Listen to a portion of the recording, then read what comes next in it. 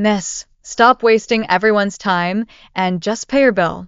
The manager's tone was sharp and condescending, as if she were already sure I was trying to score a free meal. A few curious glances came from the people around us. I frowned, not wanting to waste my time on something this ridiculous. I took out my phone to call my younger brother, Dennis White. All I got was a busy signal. I tried again, but still nothing. It was a workday.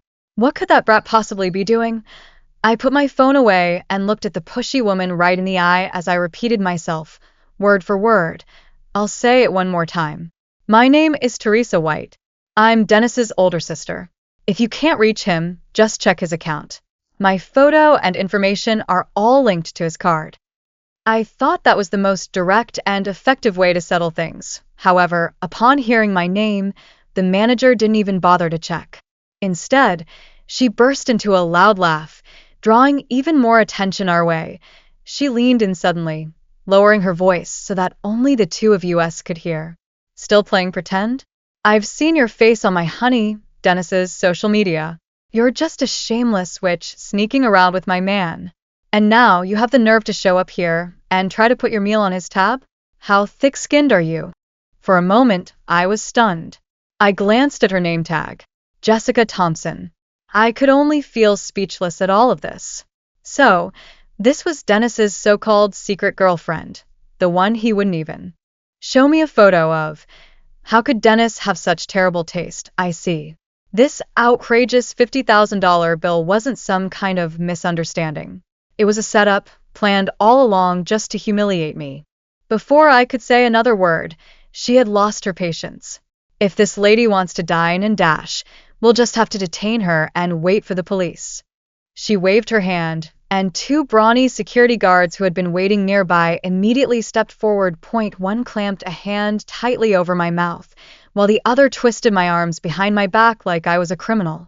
I struggled, but it was hopeless due to the difference in strength. Ignoring my furious glare and the shocked looks from the other guests, they dragged me roughly toward the kitchen. They then dumped me into a storage room that reeked of disinfectants and leftover food. The door slammed shut, cutting me off from all light and sound outside. In the darkness, the manager, Jessica, didn't say a word. She simply lifted her foot that was clad in a high heel and kicked me hard in the stomach. The pain was so intense that I curled up on the floor, my stomach churning. Spending my man's money. Huh? Trying to seduce him. She screamed, her voice tinted by jealousy and rage. Standing over me, she ordered the two guards and said, "Beat her up and don't hold back." The two security guards were clearly on her side. Without the slightest hesitation, they started to punch and kick me. I clenched my teeth, keeping inside every cry and groan. It felt like my bones were breaking and my innards were scrambling. Jessica kept screaming, "Who do you think you are? You're nothing but a leech. I told you, I'm his sister. If you don't believe me, ask Dennis yourself. Call him right now, and I'll speak to him." I tried to explain, but she didn't care at all. She only raised her hand and stopped the assault when I grew dizzy and everything started spinning. She pressed the heel of her high heel onto my shoulder, smiling down at me. "You'd better pay for your meal today and cough up another $50,000. This is what you get for going after my man and spending his money. I'm not afraid of anything worse happening. Dennis will handle it for me." I managed to protest weakly even as I was curled up and barely able to breathe from the pain. "That's my own money. I told you. If you don't believe me, ask him." Her face darkened, and she kicked me again. The two guards immediately understood and started beating me up once more. By then, I knew it didn't matter what I said. If this kept up, I really might die here. After I spat out a mouthful of blood, I used the last of my strength to feel around for my phone. "Stop, I'll pay." She seemed satisfied with my submission, motioning for the guards to stop. She crouched down and patted my swollen cheek. "See? Isn't that easier? You made things so hard for yourself when you could have just done it my way. $100,000 and not 1 cent less." Lying on the cold floor, I felt my lungs burning as I gasped for air. I ignored her and called my best friend, Mary Langton. She picked up immediately. Mary, bring $200,000 to Dennis's restaurant. I need it right now. Mary went quiet for a second, immediately sensing something was wrong. Teresa? What happened? Why is your voice? Don't ask, just hurry. I cut her off and hung up when Jessica Thompson heard 200,000. Her eyes lit up. There was a glint of greed in her expression. She probably thought I had been beaten into submission and was offering even more just for mercy. She couldn't hide her smugness anymore. Smart choice. Mary acted incredibly fast. The storage room door was shoved open from the outside in no time. Mary strode in with 2 bodyguards at her side. When she saw the blood at the corner of my mouth, my disheveled clothes, and the mess I was in on the floor, she was genuinely shocked. She rushed over and helped me up. I shook my head, signaling her not to say a word. Then, I took the bank card from her hand with the password taped on it and tossed it to Jessica. The woman took the card, but didn't bother to argue further. She just waved her hand dismissively. If this card is fake, I have ways to find you. Now get out. I shuffled out of that disgusting place with Mary's support as I endured the intense pain all over my body. The entrance. I thanked her. Thanks, Mary. I'll pay you back as soon as this is over. She simply looked at me, worried. It's just money, don't worry about it. But what happened to you? I managed a laugh. My brother really picked a winner for a girlfriend. I need to have a little chat with him. I took out my phone and found the number for the restaurant's deputy CEO. He was the real person in charge, someone I had personally recruited. He was also absolutely loyal to me. Once the call connected, I didn't waste a single word. My voice was cold and emotionless. You have 10 minutes to fire the manager named Jessica Thompson. If you don't, the White family will pull every cent of its investment out of the restaurant. I won't leave a cent behind. The deputy CEO on the other end was so shaken by my voice that he sounded like he was about to have a panic attack. He could probably hear how weak and off I sounded, and he agreed immediately, without even daring to ask why. I hung up and took a cab straight to the police station without pause. I explained everything that had happened in the clearest, calmest way possible to the officer at the front desk. After making a detailed statement, I went to the hospital for a full medical examination.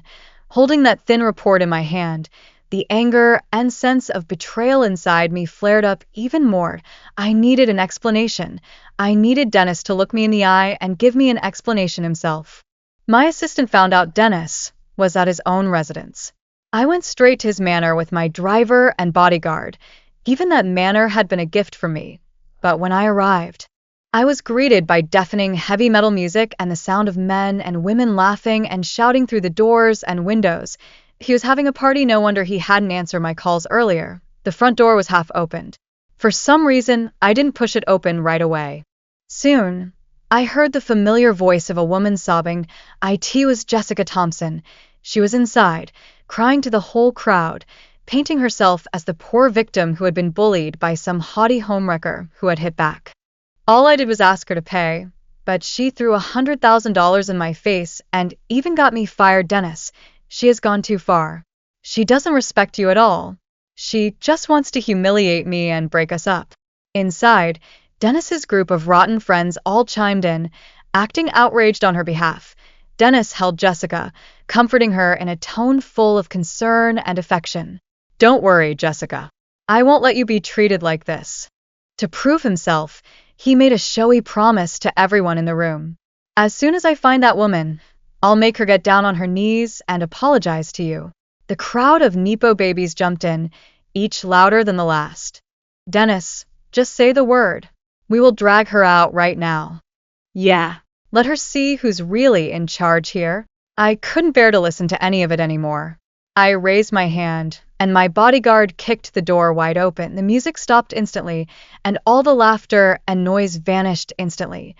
Dozens of dumbfounded faces turned to stare at the entrance simultaneously. No need for that. I'm right here. So, who's going to teach me a lesson? The temperature in the room seemed to have dropped to absolute zero. The only sound left was the sharp click of my heels against the floor. Step by step, I walked toward the couple sitting in the center of the living room. Dennis's expression turned from shock to pure fear, his skin becoming pale.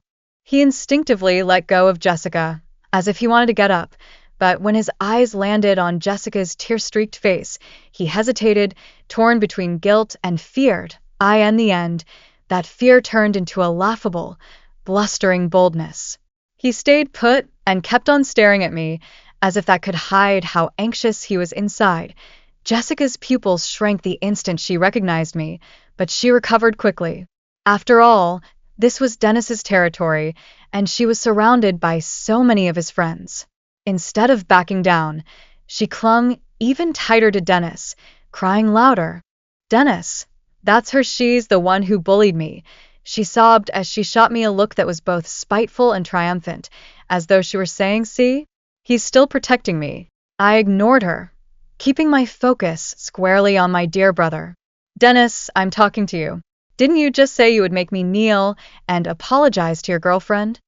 Dennis swallowed hard, his lips trembling, but he couldn't say a word. He was afraid of me. He had always been afraid of me ever since we were kids. He knew who really called the shots in this family. His friends all exchanged confused looks, not sure what was going on. One of the trust fund kids stepped forward, probably trying to show off for Jessica. "Who do you think you are, talking to Dennis like that? If you know what's good for you, apologize to Jessica, or else." He didn't even get to finish his sentence when my bodyguard already stepped forward with a blank expression, blocking me from the group. The pressure alone made the blonde kid shut up instantly. I walked around my bodyguard and stood over Dennis, looking down at him. "So, you're really not going to give me an explanation?" Dennis finally summoned the nerve to stand, pulling me aside and lowering his voice. Half pleading, half annoyed, he said, "Teresa, what do you want from me? Must you embarrass me in front of my friends like that? Jessica didn't mean it. She just has a bit of a temper. Can't you just let it go?" I looked at him, suddenly finding it almost laughable. Let it go, after she had me beaten within an inch of my life and tried to extort $100,000 from me. He just wanted me to let it go. Dennis White. I addressed him by his full name. "Am I a joke to you right now?" He stammered, his eyes darting away. Just then, the sharp sound of police sirens from outside the manor cut through the mood. Everyone froze. A group of uniformed police officers walked in, their faces serious. The lead officer scanned the room before locking eyes with me.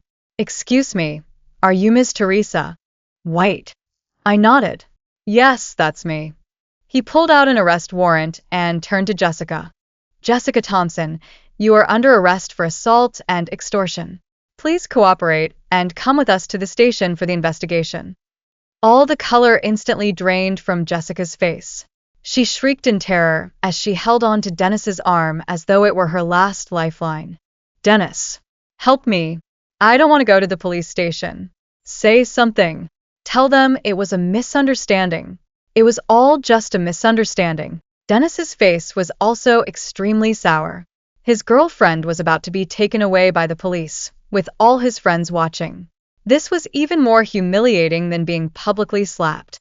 He turned around, gritting his teeth as he glared at me, and said, "Do you really have to go this far?"